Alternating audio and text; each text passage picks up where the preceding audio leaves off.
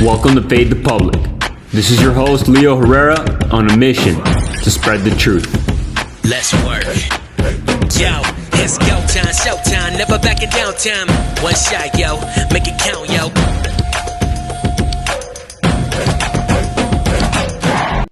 Hey guys, welcome to a new episode of Infinimize, Realize Your Potential. Today I have a very special guest, Nekane de Leniz.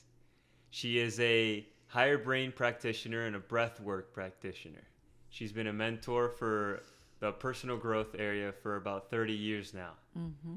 Nekane, it's so great to have you here, and we have a lot of great topics to talk about today. Can you talk to me a little bit about what you've been doing over the last 30 years and in your work? Thank you, Leo. This is great to be here with you and all the things you're doing, and I'm very excited. And for the last almost 30 years, I've been practicing breathwork rebirthing. Rebirthing is it's a practice that has to do with the birth script, and releasing all memories from our cells that we have them blocked since we were conceived, during the 9 months of gestation, and then the birth, and then the first infancy, which is very, very important. It is the first 5 years. And that is amazing. And lately I am still studying something very revolutionary and evolutionary, which is high brain living, which in very few words, it's living from the higher states of the brain and the mind. But not only that, it has this practice. It doesn't refer only to the physiology of it, which is metabolized in the high brain. The high brain is here, the prefrontal cortex, that it has been dormant there for many, many years. High brain living also has a meta view. It uses the integral meta theory, which was I would say discovered, downloaded, or put it in the world by Ken Wilber, which tells us that the person not only evolves in the spiritual, experiences, but also in the historical epoch parts of the humanity, the history of the humanity. So, and it's very, very interesting, and I love it. That is super fascinating. And I want to start with breath work today. Yes. Because I think it's fascinating how we still have memories from our birth, and that they directly affect our health as an adult. How can we use breath work in order to release like these subconscious beliefs that we have from, birth? Yeah. As I said, we work with a birth script, and these 5 stages, or 5 stages, because also preconception is very important. We have information in our DNA when we reincarnate, if they believe in reincarnation. I do. But it's also important that from all these, before, and let me put some context here. Before, the baby, they used to call fetus, because it was like a piece of, flesh and blood. But they didn't pay attention to that until they started seeing things that this person kept in as a memory, not only that in the information that comes in the DNA, but kept information in the cell memory. Meaning, if that mother waiting for a child had a very traumatic pregnancy, the baby will get that information from the mother, and of course that will be imprinted. It's like a capsule there until the baby or an adult releases it. Yeah, that makes sense, because I mean, at the end of the day, we are directly correlated, connected, Yeah. especially with our mother. Yeah. And like I said, I think it's just so fascinating. And how can we use the breath work though, in order, and how do we know when it's finally released? Because I think that's a big question for a lot of people.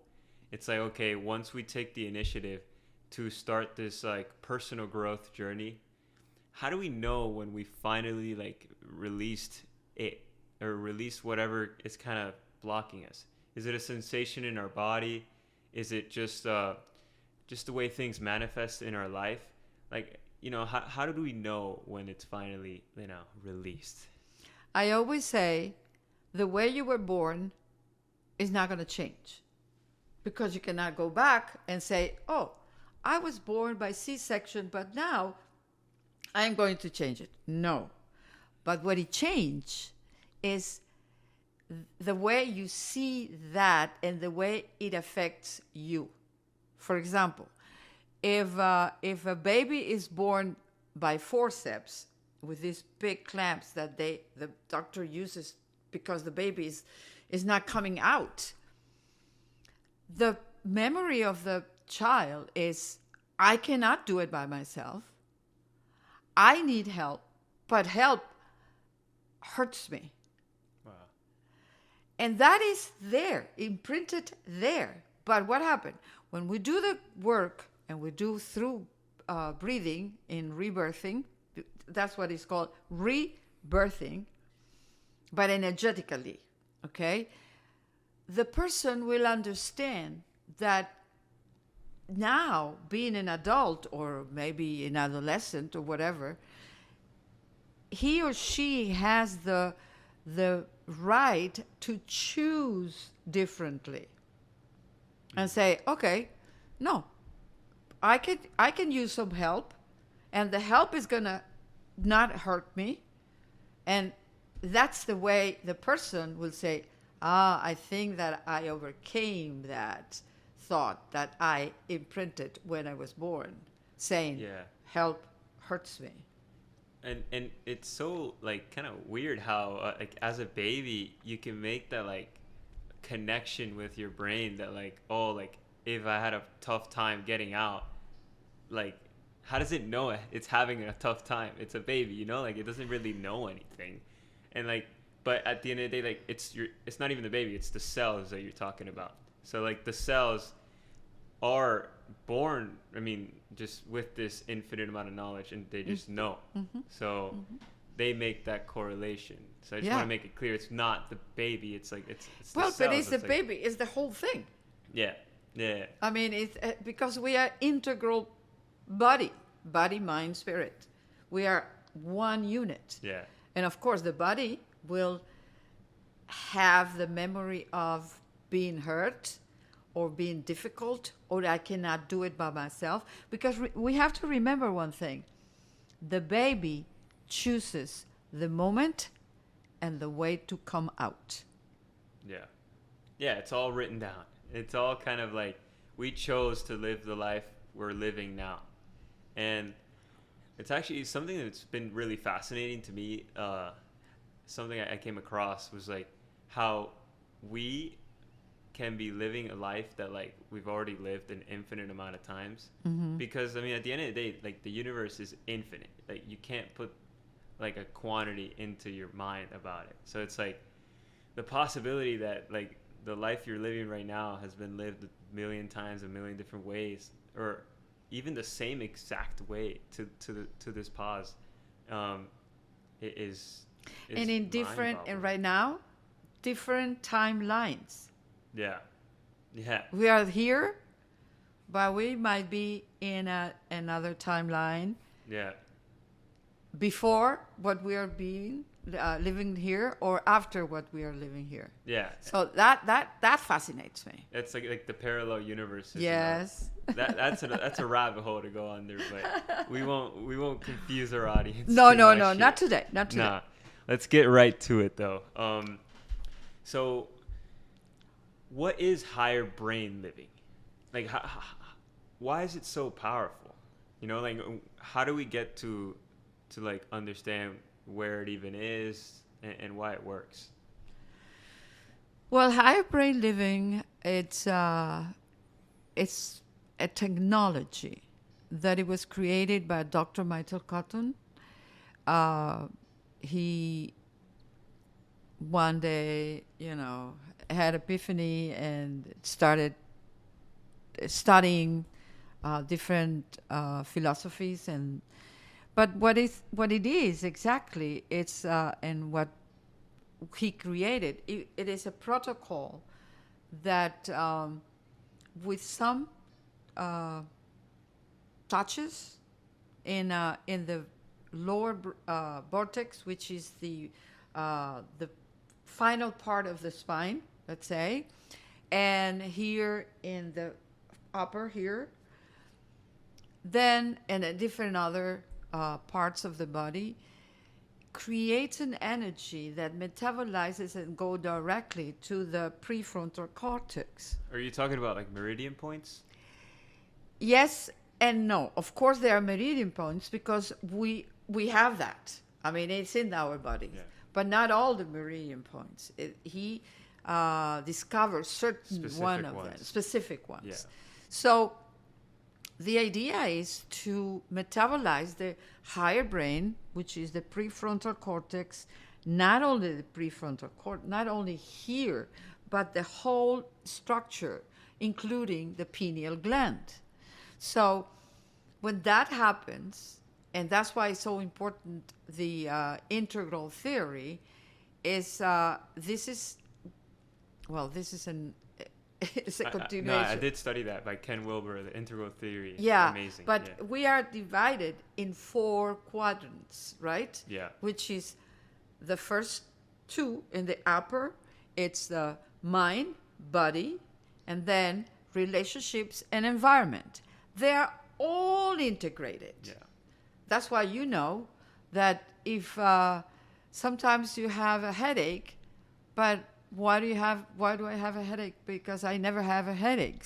Or because maybe something is happening in your life that is giving you a headache, but doesn't have to do with the headache. Yeah. So everything is integrated. So many people don't make that connection. No. They're oblivious to it because they just think like, oh, I have a headache because I have a headache. Like, yeah, they right. never make the connection there. It's like, oh, maybe I always like to see mistakes, or I mean, we can call that a mistake, as like a way of like life telling you like, look, like this is your opportunity to grow past this. Like just see what it is, and it'll never happen. Like, and I see that a lot with disease as well.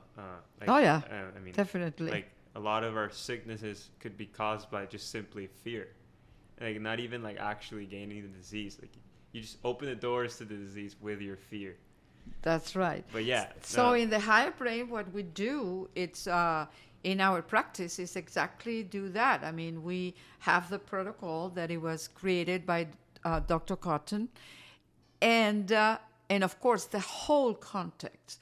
Why we have to do this? Why it's so important? Because yesterday I was listening to him in one of the videos, and he was saying the complexity outside, and we have talked that of this camera. The complexity of humanity right now is so much to be processed by the lower brain, because the lower brain is the survival brain. Very good, thank you very much, but it's not allowing us to go further and beyond and do the quantum leap that we need. It served its purpose, but it's time to go. And I mean, I've taken a lot of mindfulness courses, and in the beginning, it's just like understanding like that lower brain. It's like understanding like certain thoughts that come in, and just seeing them, observing them, not associating with them.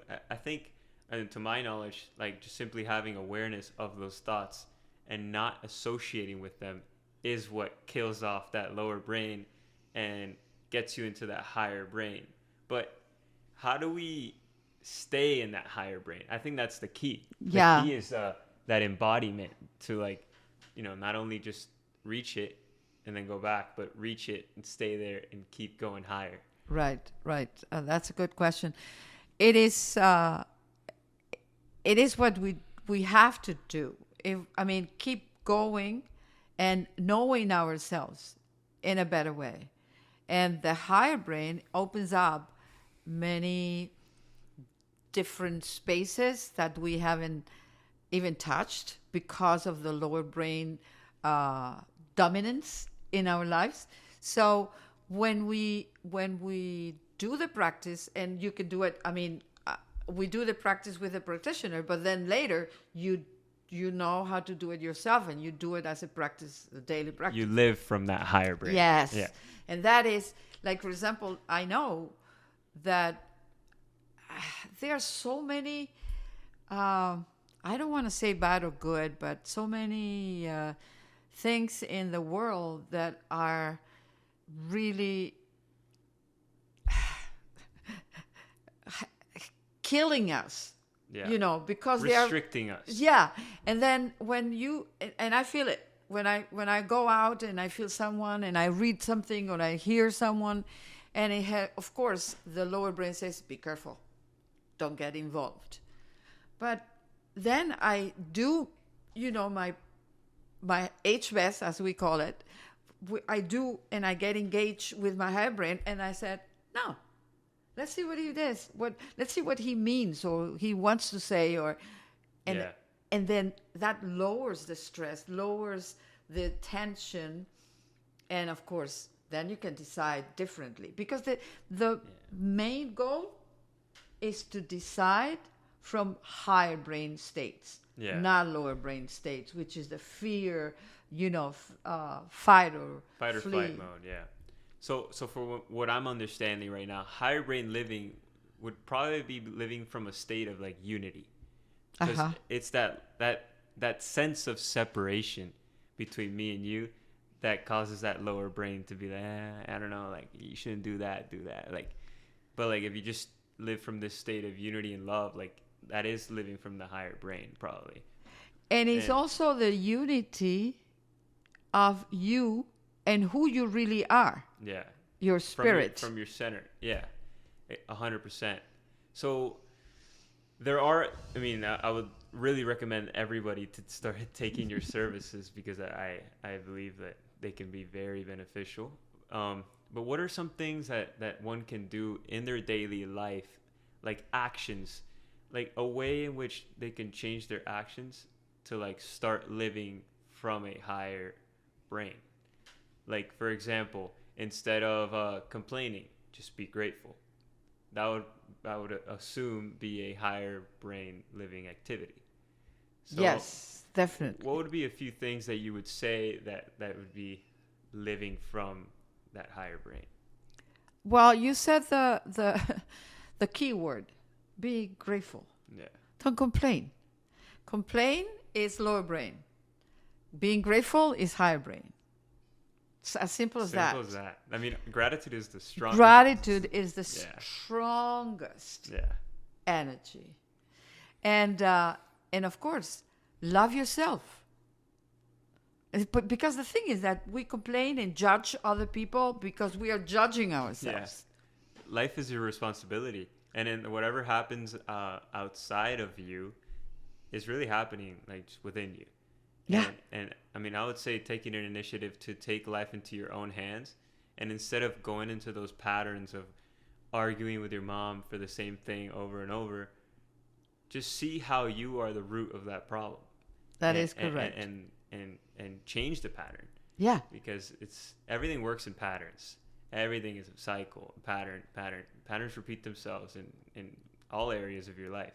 You can be having a specific pattern in your relationships, and it can like trigger into like your career, just because it's the pattern. The pattern is always the same.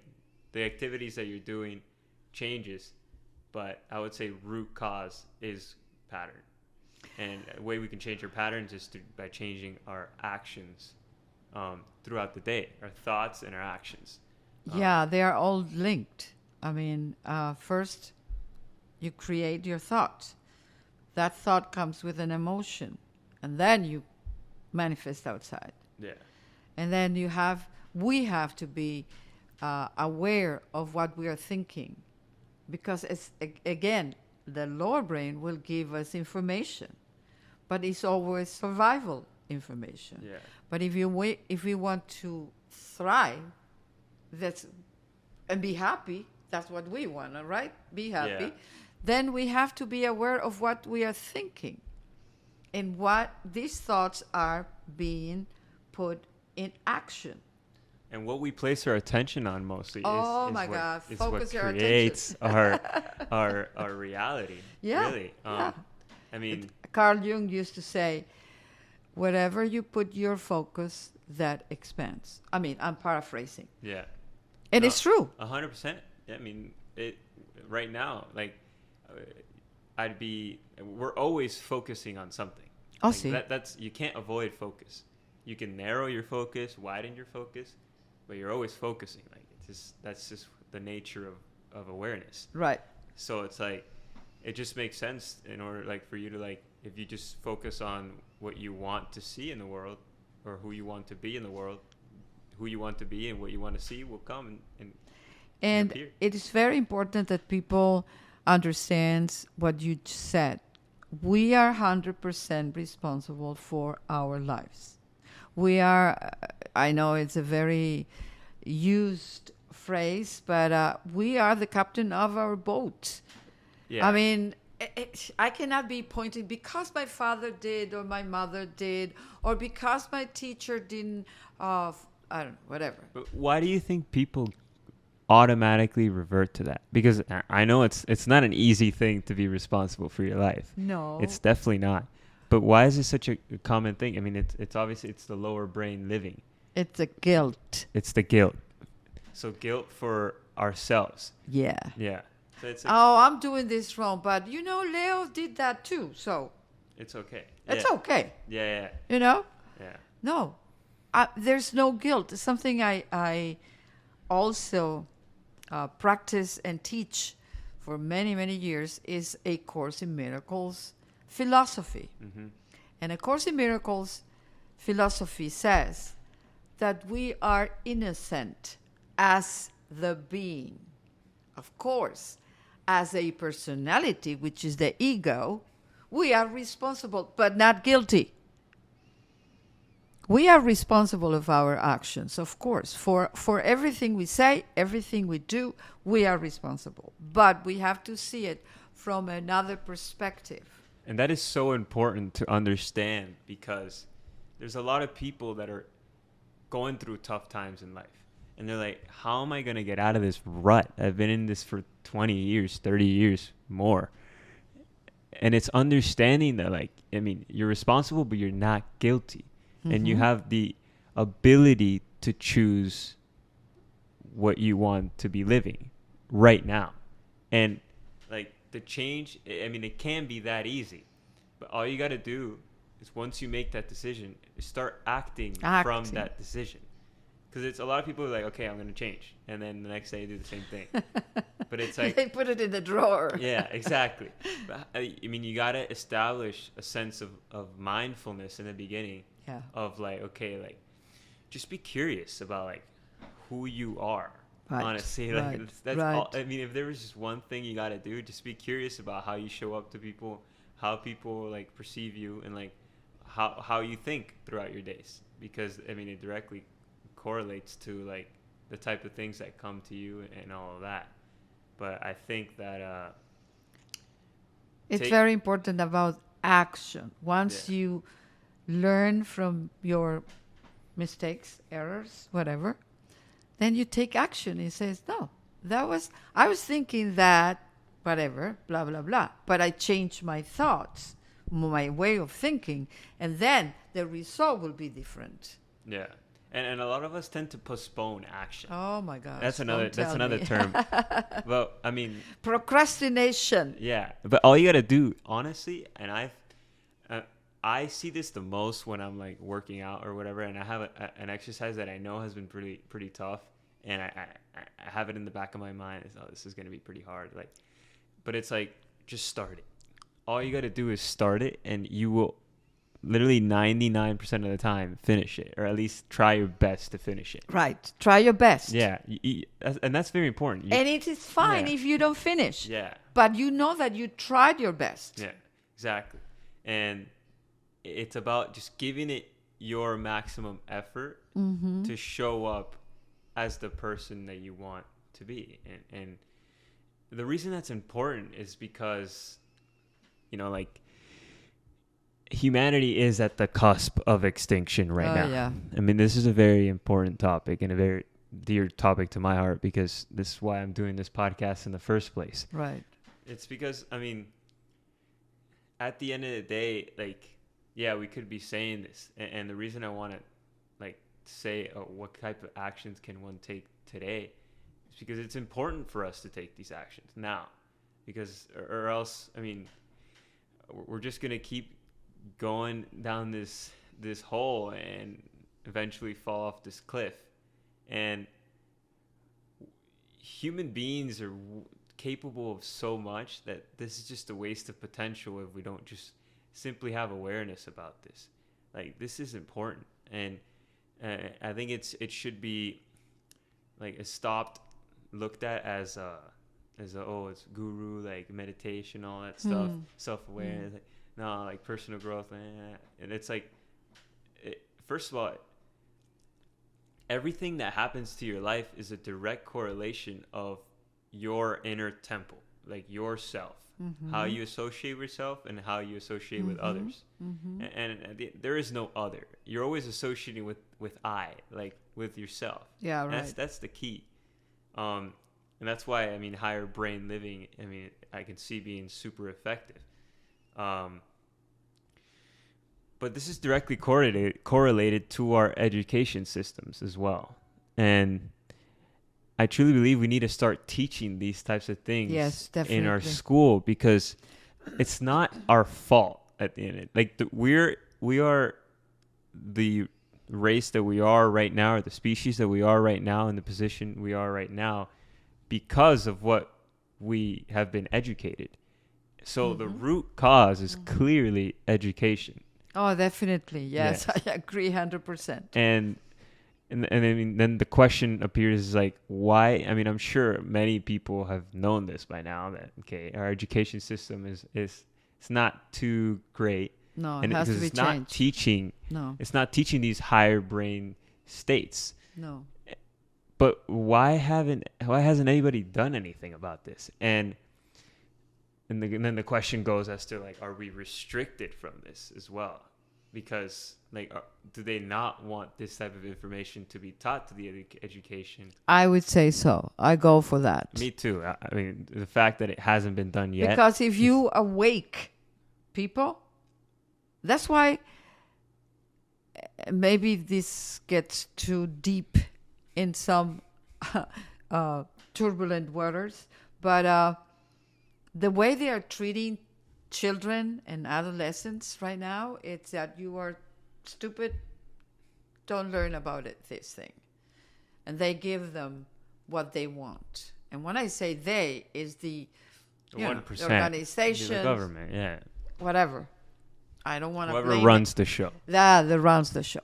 So, but if we go, as you say, directly to these young generations, and that's why I'm so happy and thrilled that you are one that, understood that importance of education, and go directly to your peers.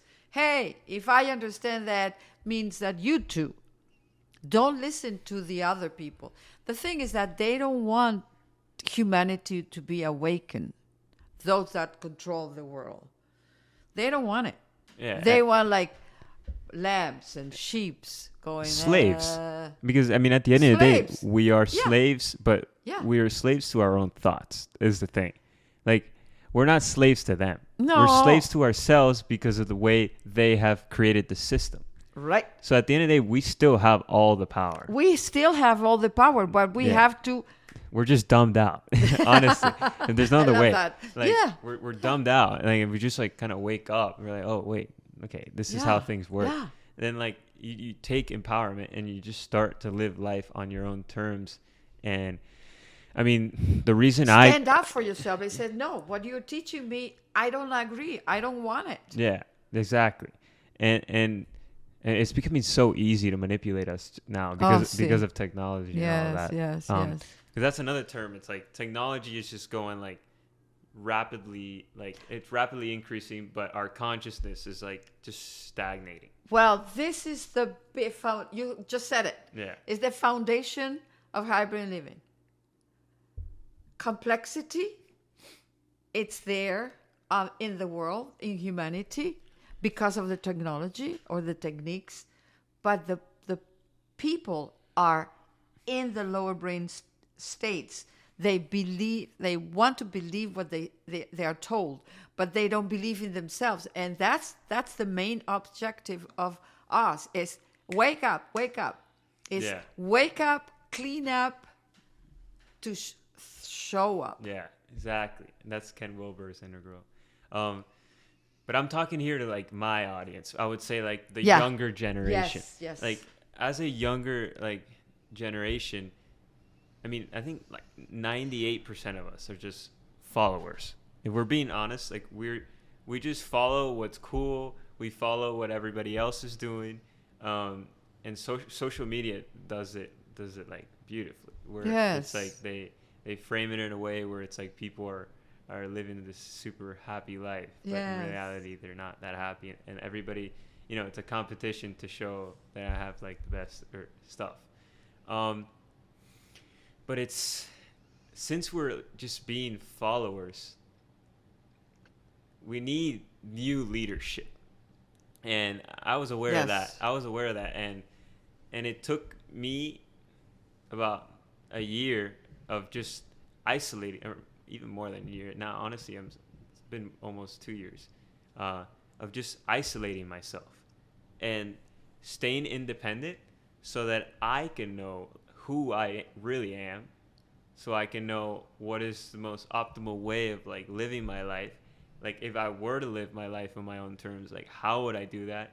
And understanding like the ancient wisdom of like that we've been brought down, like you're given.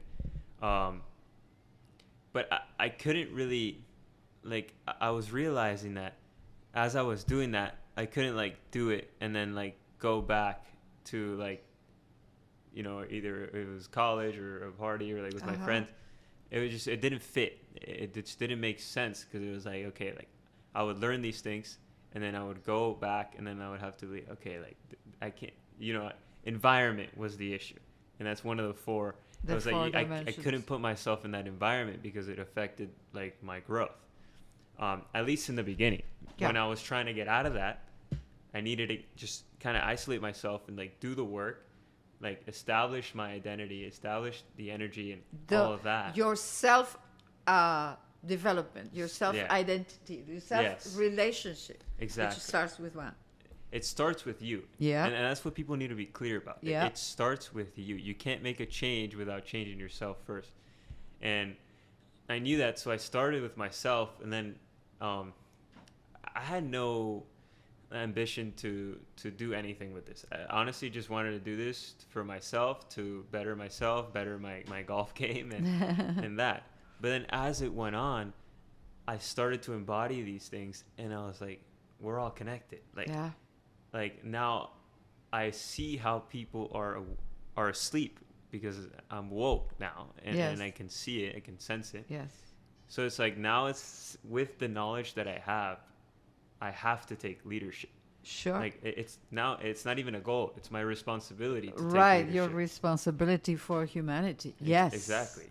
So, and to create followers, because I mean, I just want to establish that field where, look, like it doesn't matter how young you are. Like this is not guru. Like this is not for old people. Like this is for you. Like for your life. And it's important to, at least it felt very important to me to like own that leadership and just go for the biggest dream or biggest manifestation that I can make, because I didn't want to limit myself anymore, and I didn't want to limit humanity's possibility anymore. So I'm doing everything I can possibly do to better this future, and learning from people like you is very helpful, and I know it's helpful for my audience to also listen to what you have to say. It is very important that you took that leadership, and I congratulate you. And I'm really happy and honored to talk to a young man thinking the way you're thinking, because that restores my hope in humanity. You know, so because normally I'm surrounded by people that, you know, my age or younger, but not that young, not 20 years old. And then I see these young people so lost. And it was sad for me. And I was asking, I always in my meditation asking the universes, please, please, please, we need people that understand how important it is for humanity. But also, it is very important one thing to know, is that we are creating a morphic field that will expand. It's not going to stay in us or with our little community. No, it will expand and expand, and that's what we have to do. That is crucial to understand, because it's important. That is what gave me hope. See, because I knew that, okay, like I have to. I mean, this is why I'm still on this self-development, self-growth. For me, it never ends. It's never going to end. Sorry. I mean, 30 plus years, and I always learn something more. Exactly. New. And like understanding it's not about you. It's not even like after you understand you understand it's not about you, because it's like it's about everything and everyone. Right. And that morphic field where you are truly, like, literally connected to everything in the universe. Everything in every universe. I am beyond, and I am everything. Exactly. The I am. Yeah. I am. Okay. But I am, it's connected to everything. Yeah. Everything after I am is just a term that we put to establish either identity on this third dimensional plane, but energetically or spiritually or however you want to say it, like, we're all directly connected. So if you're able to establish this field of like love and unity and awareness yourself, people will sense it. Oh, definitely. Subconsciously will sense it. And the energy talks. I always say, when I used to in my talk to salespeople, and say, if you don't feel fine today, if you feel miserable, stay home. Don't try to sell anything, because the people reads your energy. Yeah. But if you, before going out, you meditate and you feel yourself empowered and good. It's like what a sports coach do. People aren't even reading your energy. Your energy is being portrayed in front of you. Always. Yeah, right. It's like you're doing it to yourself, basically. Right. But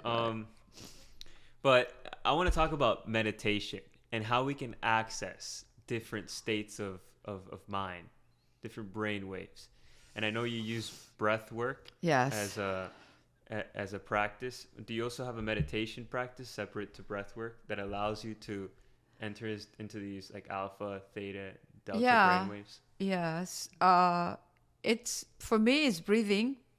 We don't have to just listen to some music. For me, of course, everyone is different, but what I always recommend is surrender to you, to what comes to you, and breathe, because breathing will connect you, and is very important. Breathing connects you with the first stages of your life. So, and who you are is spirit, is not this body. This body is just, I always say, is my costume. It's your vehicle. My vehicle to be here. It's your vessel. And but when I meditate and when I teach other people to meditate, I always say first, breathe. And every time your monkey mind, your lower brain, tries to say something and take you away from that, put your consciousness or your focus in the breathing, Like, for example, I'm breathing, and then it comes the thought, oh, I have to talk to Leo and tell him that. And then again, breathe deeply and put your attention in the breathing. Yeah. And then it will come, and then until you get a habit of it. Yeah. I think meditation to me is all about narrowing your focus to one thing. Say. Whether it's the breath, whether it's your heart, whether it's a certain Sometimes thought. it's what was that? In the Hindu, the Tibetans, they have the candle. Oh, yeah. A candle. Yeah, they just focus on the Just candle. focus on the candle. Yeah. It's about creating that focus. Again, Yeah, but for me, as you said, yeah, put your focus on your heart, put the focus on your breathing, and then, as I said before, when the monkey mind comes with the thoughts, which are not related to what you're doing, then oops. And that's why meditation is so powerful, because like we said, where we place our attention, our energy goes. That's right. Our energy flows, and that's how things happen to us. It's like they don't even happen to us; they happen through us, as us. As us. So meditation allows you to narrow your focus to where you want your attention to go, your energy to flow. And I find it. I've been meditating for a while, and I've been doing a lot of like different things, and I think it's very like fascinating how we carry emotions in our body, and when we release those emotions, like for example, when let's say you're going to work out and you feel like sluggish or whatever, and then like you do like one exercise and you're not feeling good, and then like when you like take that time to like tune into your body, understand the emotion in your body, and simply just understanding it and having awareness releases that emotion, you have infinite energy in your body. So like the reason you're sluggish is because you're stagnating the energy, and so it's most of the time it's with emotions, if not all of the time it's with emotion. Right. And that's something that's been super fascinating that I've realized just by taking this initiative to just focus on learning about myself. Like, I honestly just wake up every day and you're like, I'm going to learn what my body is just telling me today. And just stay in tune with your body the whole day. And be like, and being in present time, which is the only thing you have. Exactly. Yes.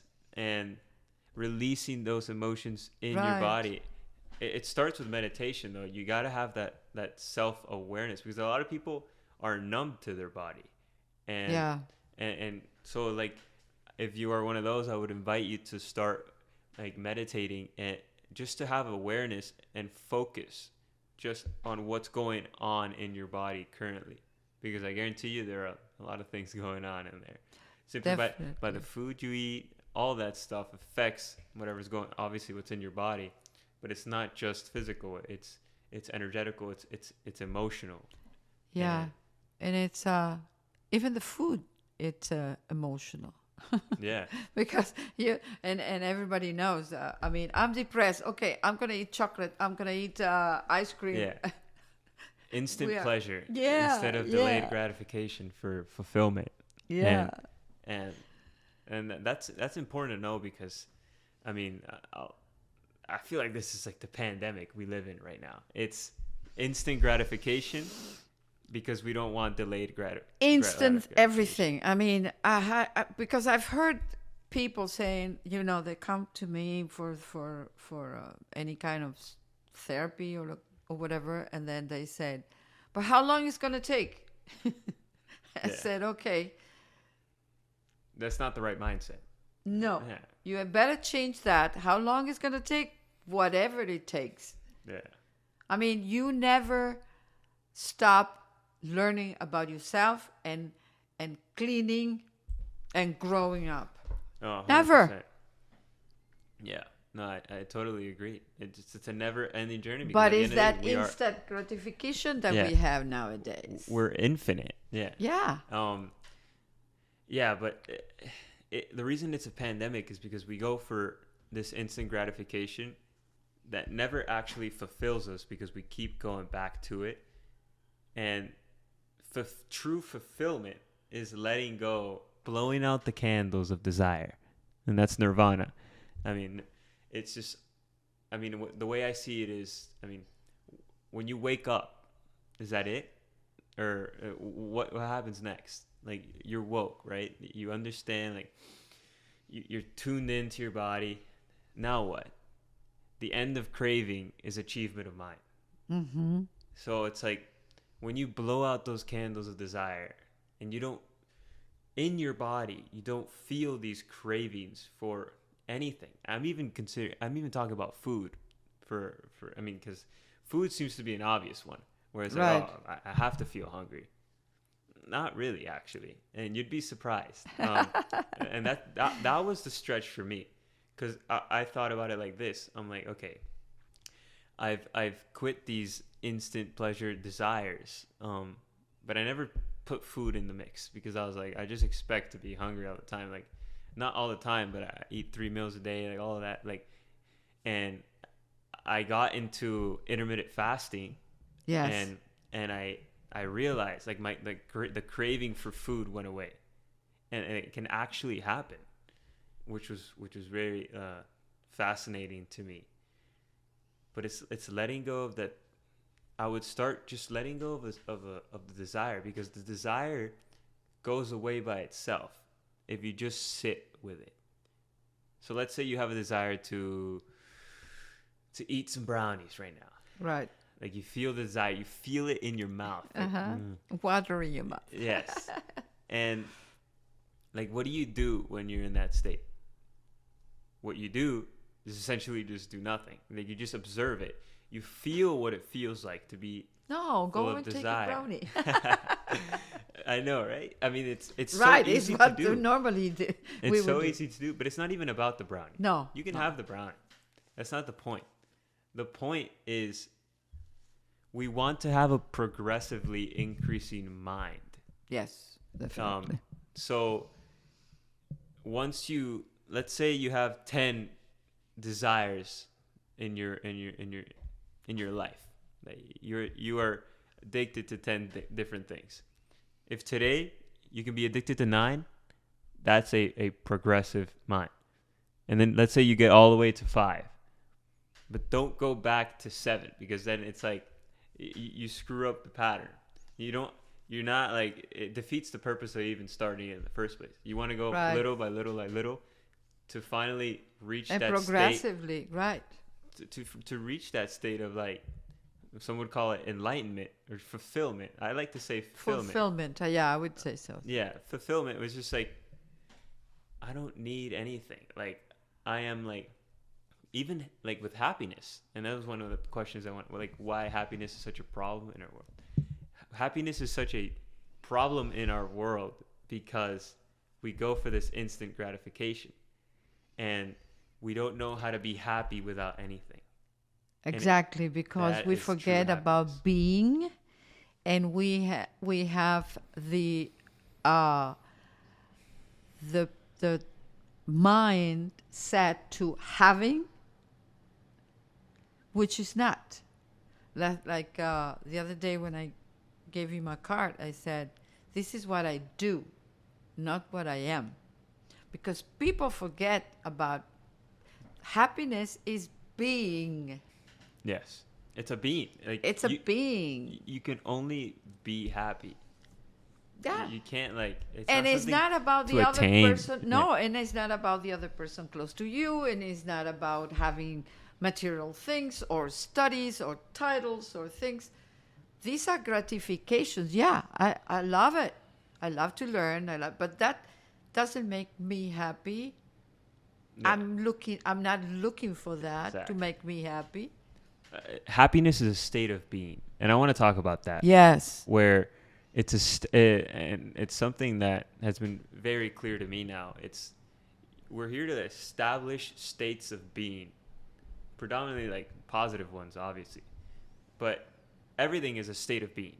Everything. It's a vibration that we create. Everything. And I want to get into like the metaphysical kind of stuff. Yeah. Where it's like, why is it that we create like, and how, first of all, how do we create this energetic field around us where we're like established in this identity, established in this vibration of happiness? We do not, let's say, I was listening to you and I said, create. No, just being is being created, because the being is an energetic field of happiness. But the thing is, everybody's looking for to be happy. And I've been working for that all my life. Because somebody said to me, in numerologically, I'm number 3. 3 is happiness. So I said, oh, but you have to, your mission is to be happy. And I said, oh yeah, you discover the warm water. Come on. Of course, everybody's, and he said to me, you have to learn by yourself and then teach. That's another thing. Oh, okay, I got it. Yeah. Because it's true. I mean, every single moment, it's the moment you have to create or be happy in your life. How many times we put other people before us? Yeah.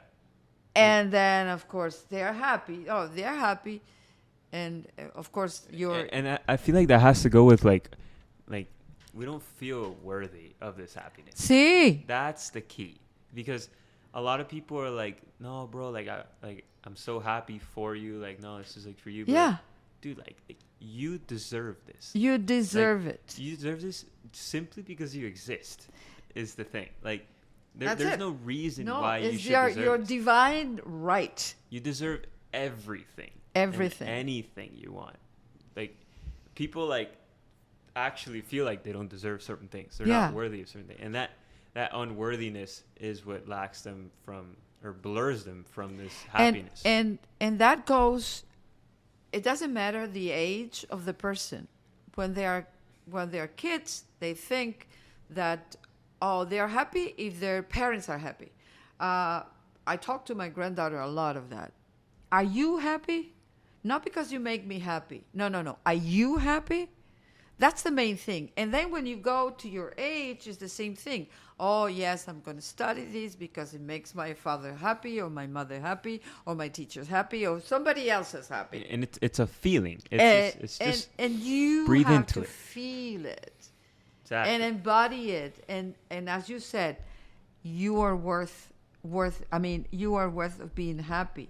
And you are good enough. That's the main line in a human being. Yeah, and just breathe into that feeling, and once you start to embody this feeling, you everything kind of just flows out of you.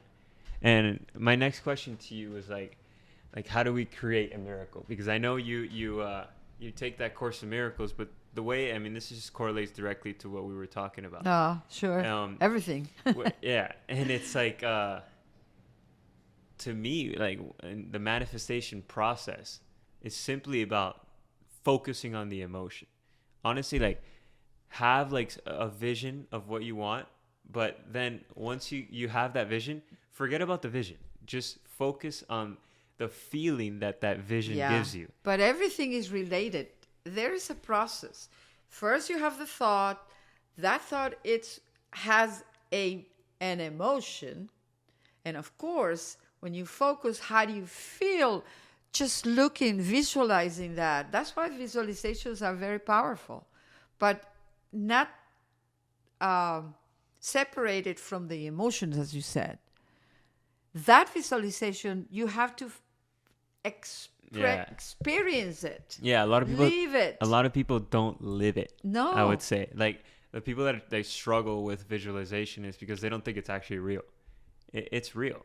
It is real because you are bringing the future here in the present time. Exactly. Is the only time you have. I mean, what is real, honestly? Talking about A Course in Miracles, time is an illusion. Oh yeah. So we can what talk we are about living, that. and that is and that, you know what? The first time I learned about A Course in Miracles first, and then I learned about quantum physics. And when I learned about quantum physics, I said, "This is A Course in Miracles." Yeah, it was the opposite for me. I started my whole journey with quantum physics. I read a book on quantum physics, and then after that, it was more of like the meditation and stuff like that. But that No, but the Course in Miracles says yeah. this is not real. No, I mean Nothing. it I can't mean, be. I know that you are a man because I have a preconception of what a man is. Yeah, exactly. But if I would know what a man is, you would be energy there. Yeah, and time is only linear in the third dimensional plane. Exactly. And it's ran by emotion.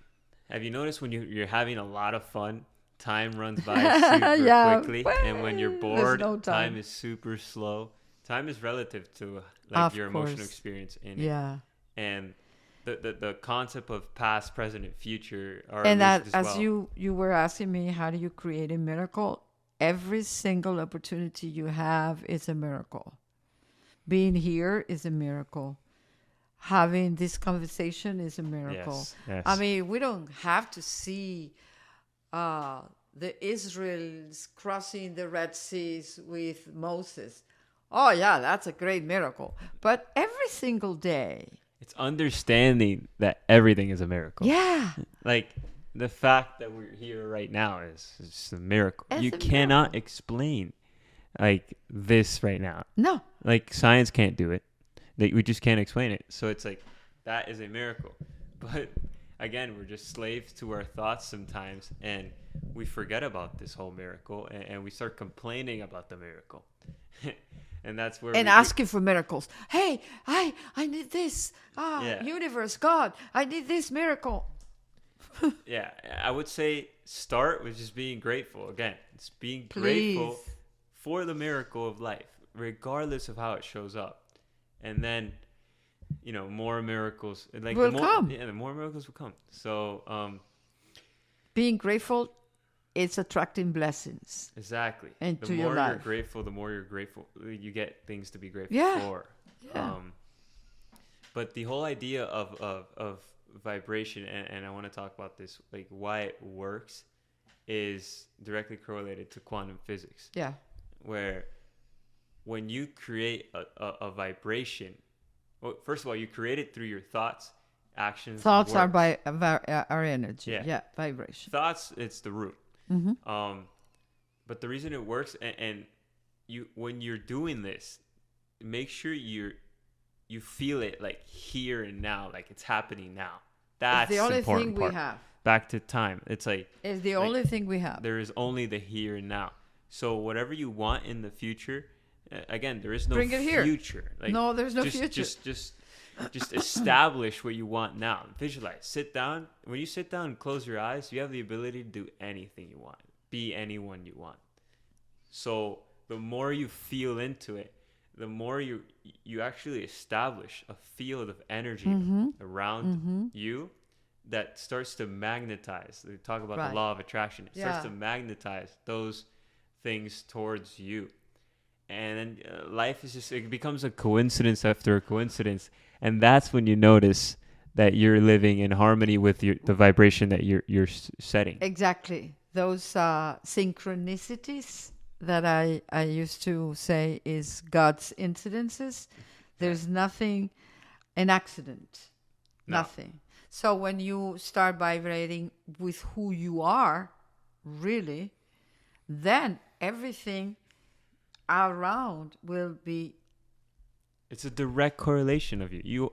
You are literally, see it this way, guys. Like every day you wake up and you go through your life, you are being shown exactly by the people around you, by the way people interact with you.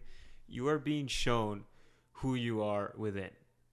It's not something that you have to like yes, you do have to do your inner work and find. Oh yeah. But at the same time, like there are clues out there that are showing you. For Okay. example, if you find people that are like you keep arguing with people. Are you arguing with yourself? With a lot? yourself, Like, see it that way. Again, life is your responsibility.